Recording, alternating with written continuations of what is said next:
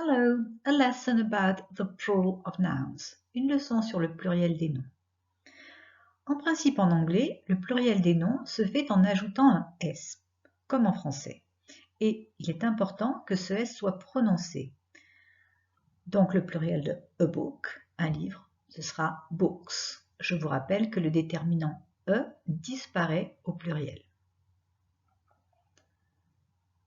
The dog deviendra the dogs.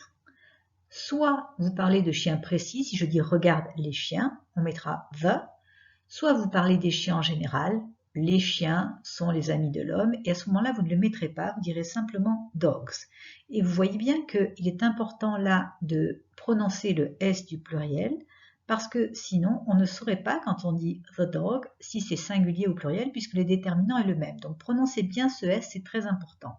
Et justement, lorsque l'on ne peut pas prononcer ce S, on ajoute ES. C'est une règle que vous connaissez déjà puisque c'est la même lorsque l'on ajoute le S de la troisième personne du singulier au verbe au présent. Donc, an actress deviendra actresses, avec ce ES qui se prononce is, actresses. Vous remarquez aussi, je vous le rappelle, que E devient un lorsque le mot commence par une voyelle. Donc, on a dit an actress. A brush, on ne pourrait pas prononcer le S seul, donc on ajoute aussi un ES, two brushes. Lorsqu'un mot se finit par O, comme a potato, on ajoute ES, potatoes, avec des exceptions sur les mots comme radio, qui est une abréviation et qui est un mot récent, radios, avec juste un S. Lorsqu'un mot se finit par Y, il y a deux cas. Si vous avez un mot comme a baby, le Y est précédé d'une consonne, le B, et donc le Y devient IES, babies. Par contre, si le Y est précédé d'une voyelle, comme ici le O, on met directement le S, boys. Pour les mots qui se finissent en F ou FE, le F ou le FE va être remplacé par VES. Donc, a leaf deviendra leaves. J'ai oublié de mettre le V en rouge. A knife, un couteau, deviendra knives, des couteaux avec VES. Un mot comme a dwarf a deux pluriels possibles, soit en VES, dwarves, soit juste le S, dwarfs. Il y a quelques exceptions à cette règle du F, FE qui devient VES, mais je ne vous les donne pas ici, cela chargerait trop la leçon.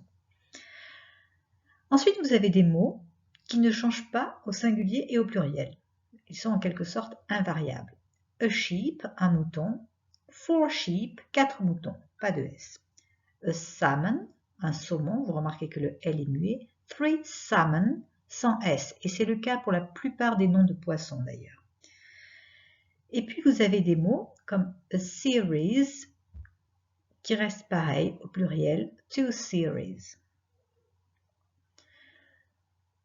Pour les mots d'origine grecque qui se finissent par IS comme an analysis, on va avoir un pluriel grec, c'est-à-dire que le IS va être remplacé par ES, analysis, mais vous remarquez que la prononciation est différente. Le premier c'est analysis, le deuxième analysis.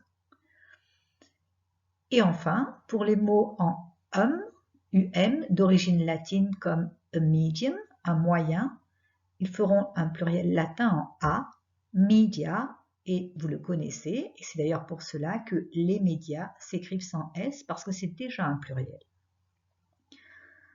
Alors, quelques cas particuliers, vous avez un mot comme the news, qui se finit par un S, qui se traduit en français par un mot pluriel, les informations, les nouvelles, et pourtant en anglais, il n'existe qu'au singulier. Donc on dit the news is at 8 p.m. Donc vous voyez que is est au singulier pour dire les informations sont à 8 heures. Si l'on veut dire une nouvelle, l'anglais va être obligé de passer par l'expression a piece of pour dire un morceau de nouvelle, a piece of news. Tout simplement parce que pour lui, les informations, cela ne se compte pas. À l'inverse, vous avez un mot comme people, les gens, qui est toujours au pluriel, mais qui ne se finit pas par un S. Donc on va dire people are strange pour dire que les gens sont bizarres. c'est bien un pluriel, le verbe est au pluriel, mais il n'y a pas de S. Au singulier, comme en français, on ne dit pas un Jean, on dit une personne, et bien là c'est pareil, on dit a person. Vous avez enfin quelques mots qui ont un pluriel irrégulier, c'est-à-dire que ce pluriel se fait par transformation. Donc, a man deviendra man, avec un E. A woman, une femme, deviendra women. Faites attention à la prononciation, c'est comme s'il y avait des I de partout. Women. A child, un enfant. Children. Et là, c'est pareil, le I ne se prononce pas pareil au singulier, on dit child au singulier, mais children au pluriel.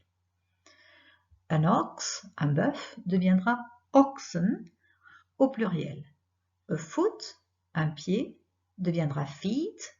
De la même façon, a tooth, une dent, deviendra teeth au pluriel, mot que vous avez souvent du mal à prononcer.